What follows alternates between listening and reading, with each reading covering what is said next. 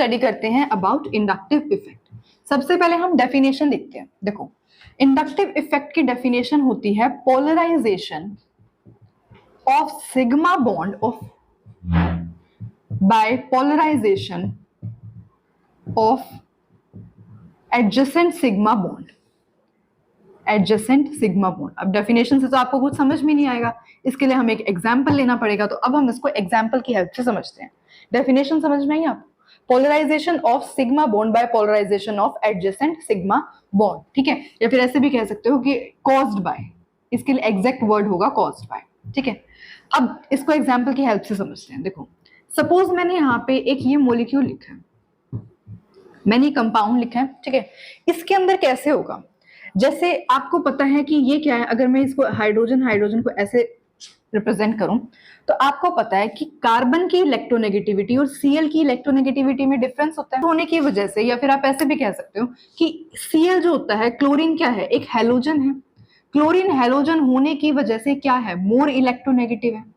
More electronegative का क्या मतलब होता है? मोर इलेक्ट्रोनेगेटिव का मतलब होता है कि ये जो इलेक्ट्रॉन्स है ये अपनी तरफ अट्रैक्ट करते हैं, ये इलेक्ट्रॉन्स अपनी तरफ अट्रैक्ट करता है। तो ये जो दो इलेक्ट्रॉन्स थे जो कि इक्वली शेयर्ड थे, सिग्मा बॉन्ड बना हुआ है ना, तो इन दोनों के बीच में जो इलेक्ट्रॉन्स इक्वली शेयर्ड थे, अब ये क्या करेगा, उसको थोड़ा अपने पास ले लेगा, ऐसे हो जाएंगे अब इलेक्ट्रॉन, राइट, ये ऐसे शिफ्ट हो गए हैं, मतलब थोड़ा सा जो होता है डिस्प्लेस हो जाता है इलेक्ट्रॉन, ठीक है। तो इस वजह से ये क्या होता है, अपनी तरफ इलेक्ट्रॉन को अट्रैक्ट करता है। क्यों अट्रैक्ट करता है? Because it is a halogen and is more electronegative than carbon, ये रीजन है।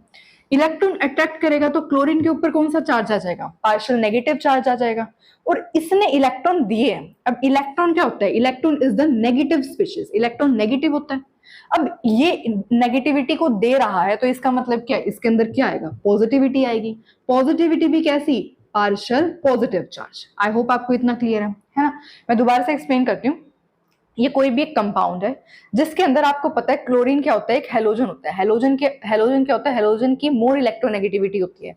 अगर आपने इलेक्ट्रोनेगेटिविटी की वीडियो नहीं देखी हुई है या आपको नहीं पता इलेक्ट्रोनेगेटिविटी का क्या मतलब होता है, तो मैंने अपलोड कर रखी है, आप वहां से इलेक्ट्रोनेगेटिविटी की वीडियो देख सकते हैं, ठीक है।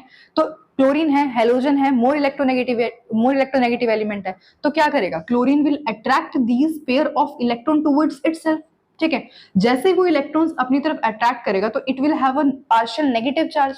ये क्या होता है, this is the sign of delta, इसे हम डेल्टा कहते हैं। और ये क्या होता है, पार्शियल नेगेटिव चार्ज होता है। पर ये क्या है, कार्बन क्या कर रहा है, कार्बन अपने इलेक्ट्रॉन दे रहा है, थोड़े से शिफ्ट हो रहे हैं, इससे दूर जा रहे हैं इलेक्ट्रॉन, दूर जा रहे हैं तो क्या होगा, इसके ऊपर पार्शियल पॉजिटिव चार्ज आ गया। अब आपको पता चल गया कि इस ये बॉन्ड क्या हो गया, now this bond is polar bond. ये कौन सा बॉन्ड बन चुका है, पोलर बॉन्ड बन चुका है, that is polar covalent bond बन चुका है अभी, है ना, पोलर कोवेलेंट बॉन्ड बन चुका है ये। तो अब ये पोलर कोवेलेंट बॉन्ड बन गया, अब इसके ऊपर क्या है, पार्शियल पॉजिटिव चार्ज है। तो ये क्या करेगा, ये भी अब ये वाले जो इलेक्ट्रॉन्स है वो अपनी तरफ अट्रैक्ट करेगा, it will also attract these electrons towards itself, जिस वजह से इसके ऊपर भी क्या आ जाएगा, that is double positive partial positive charge आ जाएगा। This carbon will get the double partial positive charge. तो ये बॉन्ड पोलर था, है ना, ये बॉन्ड पोलर था। क्यों? क्योंकि कार्बन और क्लोरीन है, दो अलग अलग डिफरेंट एटम्स हैं जिनकी इलेक्ट्रोनेगेटिविटी डिफरेंट है, दैट्स व्हाई ये बॉन्ड पोलर कोवेलेंट बॉन्ड था। ये तो कार्बन और कार्बन यहाँ पे तो सेम एटम थे, तो इसके अंदर पोलैरिटी कैसे आई, इसके अंदर पोलैरिटी आई इसकी वजह से, इस बॉन्ड की वजह से। ये जो एडजेसेंट बॉन्ड है, इस बॉन्ड की वजह से इस वाले बॉन्ड में भी क्या आ चुकी है, पोलैरिटी आ चुकी है। तो यही क्या है definition, polarization of sigma bond. इस बॉन्ड की पोलराइजेशन हुई, कॉज्ड बाय, किससे कॉज हुई है, polarization of adjacent sigma bond. इस वाले सिग्मा बॉन्ड की वजह से इस वाले बॉन्ड में भी क्या आ चुकी है, पोलैरिटी आ चुकी है।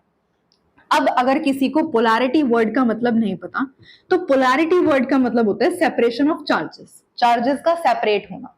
पोलैरिटी वर्ड का क्या मतलब होता है, सेपरेशन ऑफ चार्जेस। यहाँ पे क्या मतलब, जहां पर भी partial positive charge, negative charge, ये क्या होती है, पोलैरिटी होती है, डेवलप होना, ठीक है। तो यहाँ पे क्या है, partial negative charge, partial positive charge, therefore ये बॉन्ड कैसा है, पोलर बॉन्ड है। यहाँ पे क्या है, partial positive charge, partial double positive charge, इसके अंदर भी चार्जेस सेपरेट हुए हैं, देयरफॉर ये क्या है, पोलर बॉन्ड हो गया। ये पोलर बॉन्ड किसकी वजह से हुआ है, adjacent sigma polar bond. This ये जो पोलर कोवेलेंट बॉन्ड है, इसकी वजह से ये वाला बॉन्ड पोलर हो चुका है। तो this is your inductive effect. जब भी एक इलेक्ट्रोनेगेटिव एलिमेंट जो अटैच होता है, ठीक है, अब यहाँ पे कोई जरूरी नहीं है कि हैलोजन ही हो, प्लीज माइंड माय वर्ड्स, यहाँ पे कोई जरूरी नहीं है कि ये हेलोजन ही हो, यहाँ पे कोई और भी, यहाँ पे और कोई ग्रुप भी प्रेजेंट हो सकता है। It can be anything that is nitrogen oxide, ठीक है, और यहाँ पे कुछ भी हो सकता है, एल्काइल्स वगैरह कुछ भी हो सकता है, यहाँ पे कोई भी ग्रुप प्रेजेंट हो सकता है, ऐसा नहीं है कि हेलोजन ही होगा। दिस इज द, मतलब मैंने सिर्फ आपको एग्जाम्पल दिया है।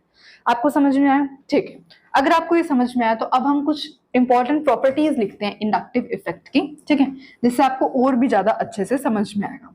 आई थिंक डेफिनेशन तो अब क्लियर होगी। ओके, एक पोलराइजेशन के सॉरी इंडक्टिव इफेक्ट के अंदर क्या होता है कि नेट जो चार्ज होता है ना मॉलिक्यूल के ऊपर, net charge on molecule is neutral. Molecule के ऊपर कोई चार्ज नहीं आता,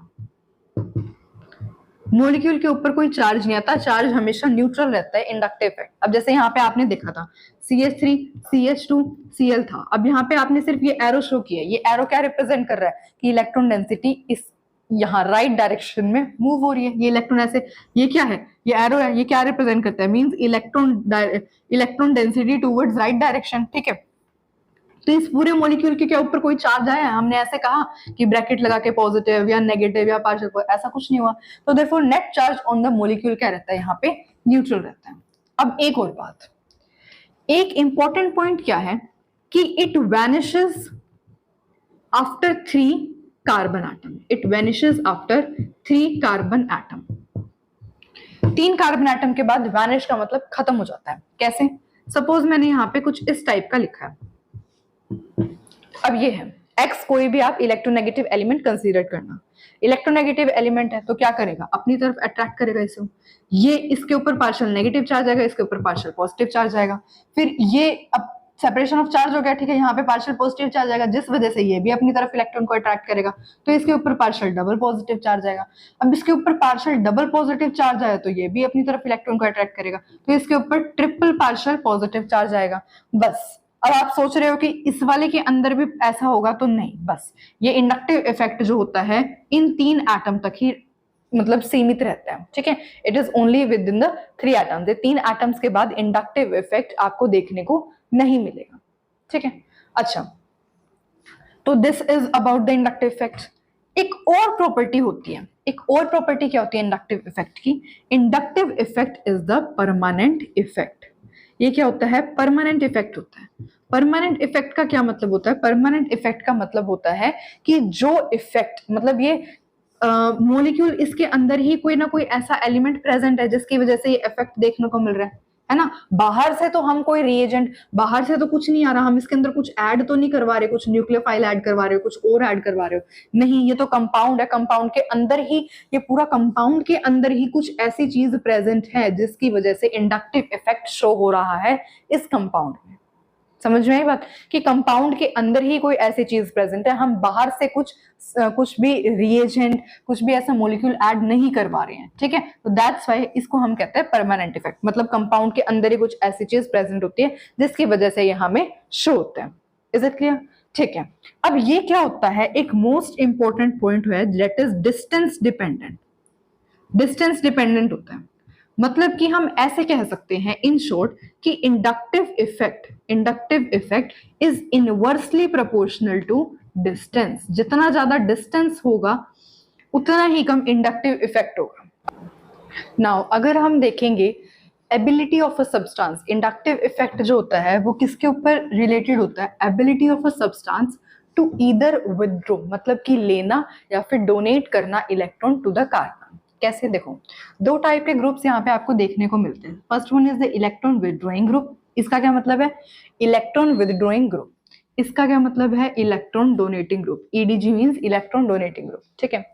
इलेक्ट्रॉन विथड्रॉइंग ग्रुप अटैच हो सकते हैं, जैसे कि मैंने एग्जांपल दिया था ना आपको, ऐसे यहाँ पर जो है, यहाँ पर कोई इलेक्ट्रॉन विथड्रॉइंग ग्रुप भी यहाँ पर अटैच हो सकता है, कार्बन चेन के साथ इलेक्ट्रॉन विथड्रॉइंग ग्रुप भी अटैच हो सकता है, या फिर यहाँ पर इलेक्ट्रॉन डोनेटिंग ग्रुप भी अटैच हो सकते हैं। अब इनकी क्लासिफिकेशन हम देखेंगे, इलेक्ट्रॉन विथड्रॉइंग ग्रुप के क्या एग्जांपल होते हैं और इलेक्ट्रॉन डोनेटिंग ग्रुप के क्या एग्जांपल होते हैं, ठीक है।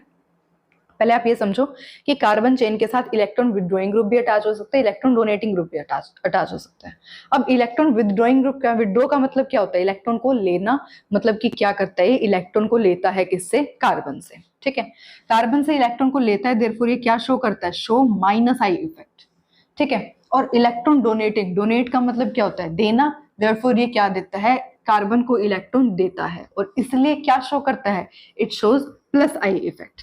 अब आपको कैसे पता चलेगा कि कौन सा ग्रुप इलेक्ट्रॉन विदड्रॉइंग ग्रुप है, कौन सा ग्रुप इलेक्ट्रॉन डोनेटिंग ग्रुप है, तो उसके लिए हम एक टेबल ड्रॉ करेंगे, आप वो टेबल पूरी अच्छे तरीके से लर्न करोगे, ठीक है। Now this is the table जो आपको नोट करनी है, ठीक है, और लर्न भी करनी है। अब ये पूरी टेबल लर्न करना थोड़ा पॉसिबल नहीं होगा, जिस वजह से आपको जब ये क्वेश्चन प्रैक्टिस करोगे तभी ये टेबल लर्न हो सकती है। अच्छा, अब यहाँ पे CH2 नेगेटिव, NH3, ये सबसे तो आप फेमिलियर होगे, पर टर्शरी, सेकेंडरी और प्राइमरी क्या होता है, देखो टर्शरी का मतलब होता है जब एक कार्बन 3 कार्बन एटम से सराउंडेड होता है, जब एक कार्बन एटम 3 कार्बन एटम से सराउंडेड होता है, तो इस कार्बन को हम क्या कहते हैं, जो एक कार्बन 3 कार्बन एटम से सराउंडेड होता है उसे हम कहते हैं टर्शरी कार्बन। अगर एक कार्बन 2 कार्बन एटम से सराउंडेड है, अब इस कार्बन को क्या कहेंगे हम, सेकेंडरी कार्बन। और अगर एक कार्बन सिर्फ एक ही कार्बन से सराउंडेड है तो उसको हम क्या कहते हैं, primary carbon. I hope it's clear now. Tertiary का मतलब, सेकेंडरी का मतलब एंड प्राइमरी का मतलब। अब ये CT3 क्या है, CD3 और CH3 क्या होता है, T का मतलब होता है ट्रीशियम, D का मतलब ड्यूटेरियम, एंड हाइड्रोजन के लिए वो मतलब ये जो आइसोटोप्स होते हैं ना, T3 D3, हाइड्रोजन के 3 आइसोटोप्स होते हैं, दैट इज प्रोशियम ड्यूटेरियम ट्रीशियम, है ना, प्रोशियम ड्यूटेरियम ट्रीशियम, तो ये तीनों के तीनों आइसोटोप्स हैं। सेम हियर यहाँ पे TDH।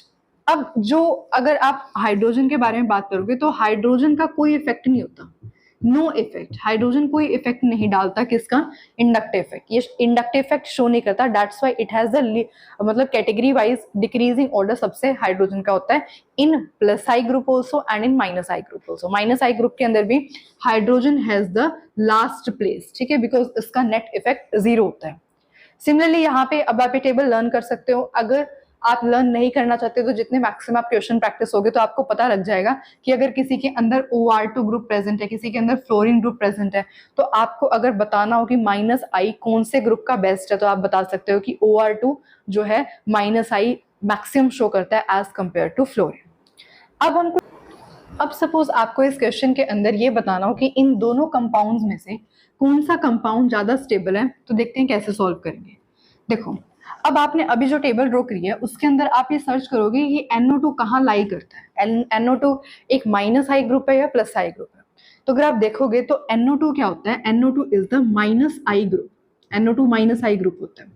और -I ग्रुप का क्या काम होता है, -I का मतलब होता है takes electron from carbon, electron from carbon लेगा ये। अब कार्बन से इलेक्ट्रॉन लेगा का मतलब कैसे होगा, ये इलेक्ट्रॉन डेंसिटी अपनी तरफ अट्रैक्ट करेगा, तो ये जो चार्ज है ये डिस्पर्स हो जाएगा, है ना, ये चार्ज जो है यहाँ पे, ये यहाँ से भी इलेक्ट्रॉन लेगा, इस कार्बन से इलेक्ट्रॉन लेगा, फिर इससे इलेक्ट्रॉन लेगा, तो यहाँ पे क्या हो रहा है, डिस्पर्जल ऑफ चार्ज हो रहा है। और जहां पर भी चार्ज डिस्पर्स होता है ना, डिस्पर्जल ऑफ चार्ज, जहां पर चार्ज डिस्पर्स होता है वो जो होती है एक बहुत ही ज्यादा स्टेबल स्पीशीज होती है, जहां पर चार्ज एक्यूमुलेट होता है वो स्पीशीज बहुत ज्यादा अनस्टेबल होती है, ठीक है। यहाँ पर तो क्या हो गया, चार्ज डिस्पर्स हो गया, मतलब नेगेटिव चार्ज ये है अपनी तरफ अट्रैक्ट कर रहा है, तो चार्ज को, यहाँ पे जो चार्ज था वो जो है डिस्पर्स हो रहा है। पर यहाँ पे अगर आप देखोगे तो C2H5 क्या होता है, C2H5 होता है इथाइल, मतलब कि हम ऐसे कह सकते हैं कि एक एल्काइल ग्रुप है। और एल्काइल ग्रुप क्या शो करते हैं, alkyl group +I effect show करते हैं। +I इफेक्ट का क्या मतलब होता है, ये इलेक्ट्रॉन लेते हैं या इलेक्ट्रॉन देंगे, ऑफ कोर्स +I का मतलब होता है they give electron to carbon, carbon को इलेक्ट्रॉन देंगे। अब कार्बन को इलेक्ट्रॉन देंगे और ऑलरेडी यहाँ पर इलेक्ट्रॉन है, मतलब ऐसे समझो कि जैसे यहाँ पे CH3 है, यहाँ पे O नेगेटिव, अब यहाँ पे ये क्या कर रहे हैं, ये इलेक्ट्रॉन दे रहे हैं इस तरीके से, और यहाँ पे ऑलरेडी इलेक्ट्रॉन है, तो ये क्या कर रहे हैं, इलेक्ट्रॉन डेंसिटी इंक्रीज कर रहे हैं, यहाँ पे इलेक्ट्रॉन डेंसिटी क्या कर रहे हैं, इंक्रीज कर रहे हैं। और जब इलेक्ट्रॉन डेंसिटी इंक्रीज हो रही है, मतलब इलेक्ट्रॉन का एक्यूमुलेशन हो रहा है, एक जगह पे चार्ज इकट्ठा हो रहा है, तो दैट इज वाई ये क्या होगा, ये क्या हो जाएगी, अनस्टेबल स्पीशीज। जहां भी चार्ज डिस्पर्स होगा, फैलेगा, वो स्टेबल स्पीशीज होती है, जहां पर भी इलेक्ट्रॉन डेंसिटी इंक्रीज होगी या चार्ज एक्यूमुलेट होगा वो उतनी अनस्टेबल स्पीशीज होती है। तो आई होप आपको आंसर पता चल गया इन दोनों में से, कंपाउंड में से कौन सा सबसे ज्यादा स्टेबल है। तो of course NO2, this group is more stable then this group. So thank you so much for watching the video. मिलते हैं नेक्स्ट वीडियो में।